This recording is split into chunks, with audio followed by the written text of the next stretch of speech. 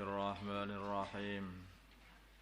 Keputusan Fasul Masail Senin 4 Rabiul Awal 1443 Hijriah 11 Oktober 2021 Masehi. Masalah zakatnya tanah yang di kafling. Tanah kafling yang dijual itu loh. Ngapling-ngapling tanah untuk dijual. Tanahnya jadi harta tijarah, dagangan. Pak Ali membeli tanah dengan luas 0,5 hektar untuk dijual secara kapling. Karena harganya mahal, tanah itu belum ada yang membelinya sampai 3 tahun. Pertanyaan, karena dia itu menjualnya dengan harga mahal, maka tanah itu belum ada yang membelinya sampai 3 tahun. Pertanyaan, wajibkah ia mengeluarkan zakat dari tanah tersebut padahal belum ada yang membelinya? Ya, wajib karena memenuhi syarat barang dagangan. B. Berapa kali zakat yang harus ia keluarkan? Zakatnya adalah 3 kali, 3 tahun kan? Karena zakat wajib dibayar 1 tahun 1 kali.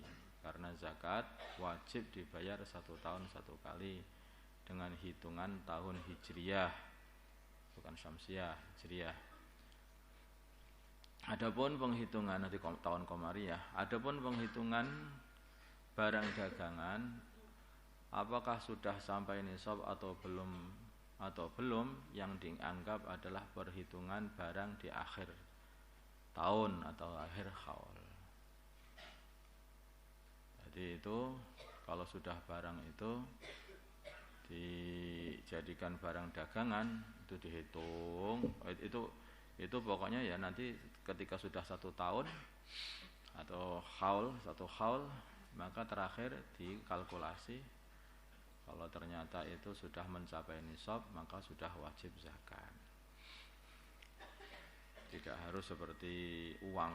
Itu kalau uang, kalau putus nisabnya di tengah tahun itu ya putus juga kan. Nah, kalau barang dagangan enggak.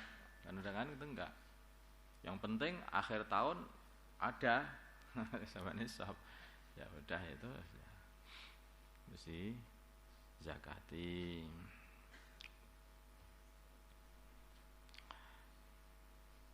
Tafsil, jika alat pembayarnya tidak ditentukan, maksudnya saman, enggak usah perlu. Oh iya, soalnya dari manakah kapankah penghitungan haul dimulai? Nomor C. Ini ditafsil, jika alat pembayarannya tidak ditentukan yaitu saman fil dhimmah, maka penghitungan haulnya dimulai sejak membeli tanah. Begitu membeli tanah, maka itu sudah baru dihitung. Sudah membeli tanah baru dihitung. Jika alat pembayaran ditentukan secara fisik, maksudnya apa itu harganya itu sudah ini, harganya ini. Berapa harganya tanah ini? Harganya ini, sudah ditentukan seperti ini.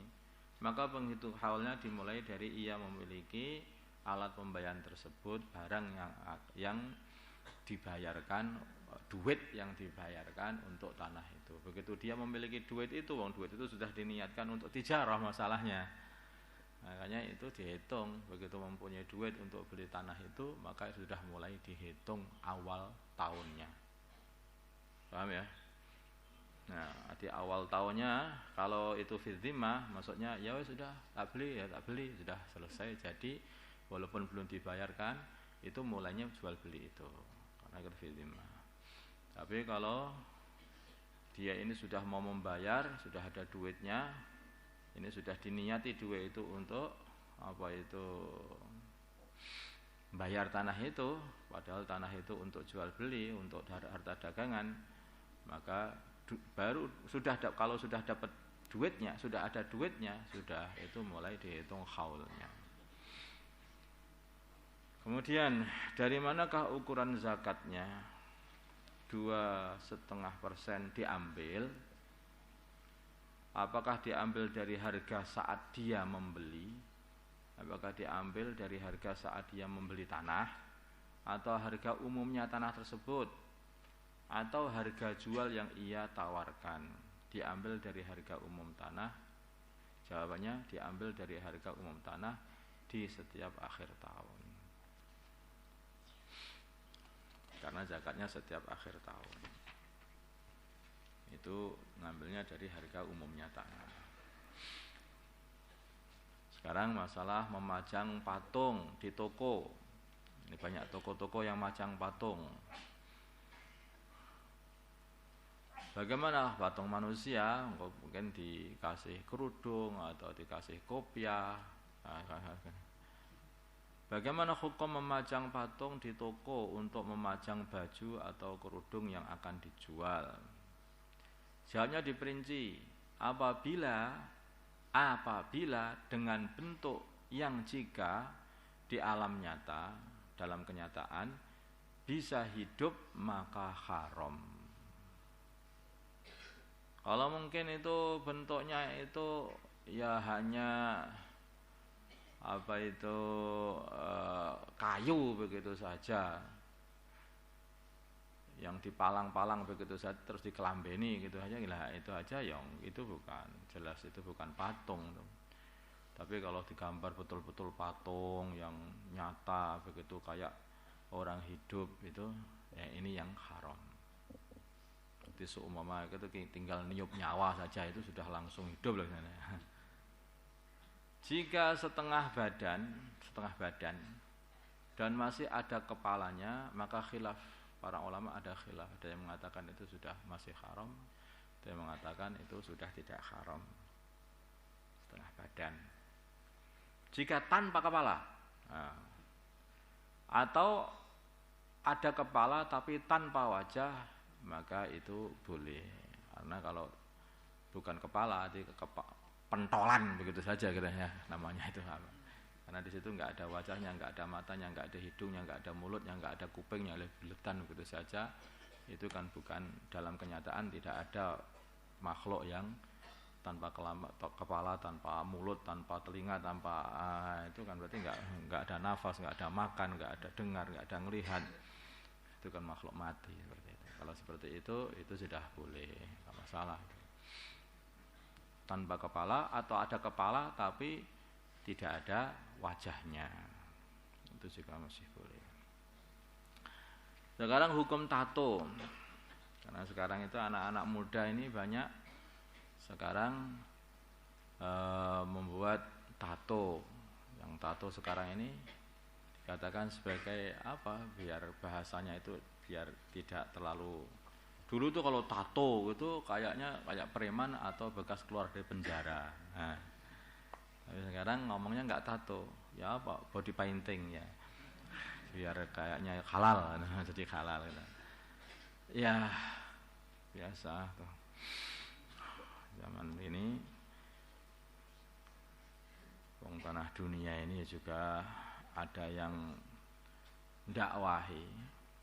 Orang dakwah keliling dunia dengan membawa jenggotnya, seluruh dunia sama berjenggot. Nah, sampai petinju-petinju juga berjenggot. Gara-gara orang dakwah. Sekarang orang kafir keliling dunia dengan membawa tatonya. Nah, maka akhirnya seluruh dunia anak-anak muda sama bertato. Enggak peduli orang Islamnya, orang kafirnya, orang Islam semua bertato. Sebetulnya hukumnya tato itu bagaimana hukumnya itu? Bagaimana hukum membuat tato atau minta dibuatkan tato? Jumhur ulama sepakat akan keharaman membuat tato atau minta dibuatkan tato. Ya. Jumhurul ulama mengatakan bahwa membuat tato atau minta dibuatkan tato kepada orang yang ahli, maka itu adalah haram karena hadis sahih yang melaknat orang yang membuat atau minta dibuatkan tato. Bahkan sebagian ulama madhab Syafi'i seperti Imam Ibnu Hajar Al-Haytami dan ulama madhab Maliki seperti Imam Ibnu Rushd mengatakan bahwa perbuatan tersebut termasuk dosa besar. Ini di antara tanda-tandanya perkara itu dosa besar kalau dalam peringatannya itu dengan ada kata-kata la'anallahu. Kata-kata la'anallahu. Nabi mengatakan la'ana an-Nabi sallallahu alaihi wasallam al-wasilata wal mustausilata wal wasimata wal mustausimah. Ini hati-hati. Sekarang kalau sudah begitu bagaimana tobatnya? Ya dihilangi, ditobati. Tobat itu 3 persyaratannya: meninggalkannya, menyesalinya, kemudian niat kukuh, niat sungguh-sungguh tidak akan mengulang sampai akhir hayat. 1 dari 3 persyaratan tobat ini tidak dipenuhi, maka tobatnya tidak sah. Adapun jika sudah terlanjur, maka ia harus menghilangkannya. Kalau sudah orang itu punya tato kemudian pengen bertobat, maka dia sudah harus menghilangkannya. Kecuali jika dapat untuk menghilangkannya dapat menimbulkan luka atau kerusakan pada jasad, maka yang seperti ini tidak wajib menghilangkannya, akan tetapi cukup hanya bertaubat dan menyesalinya terus-menerus. Nah, begitu. Karena balangnya masih nempel masalahnya itu. Begitu melihat harus menyesal, begitu melihat harus menyesal, begitu kan? Begitu kan? Masalahnya harus masih nempel permasalahannya itu. Nanti kalau kumat terus pengen dipamerkan, dosa lagi. Repot ini. Ya kan gitu. Makanya barang itu kalau sedang nempel itu susah ya itu untuk, kalau bisa dihilangkan, tapi kalau untuk menghilangkannya kok merusakkan jaringan kulit atau kerusakan apa, ya itu tidak wajib untuk menghilangkannya, tapi tobatnya tetap wajib. Paham ya?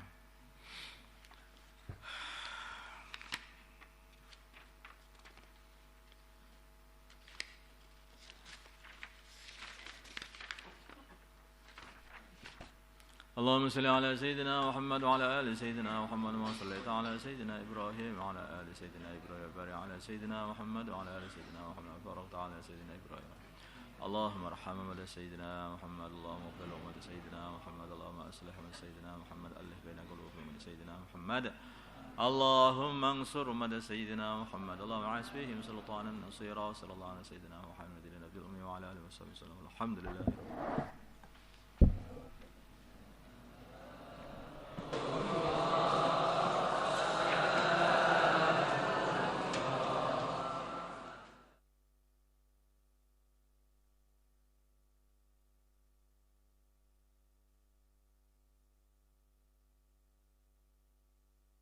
كما أخرجك ربك من بيتك بالحق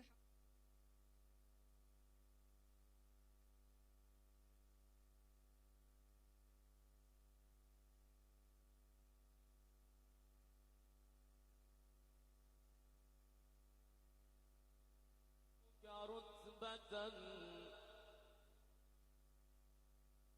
يا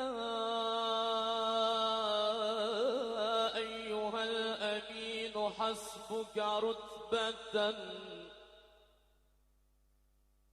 بالعلم أن دانت بك العلماء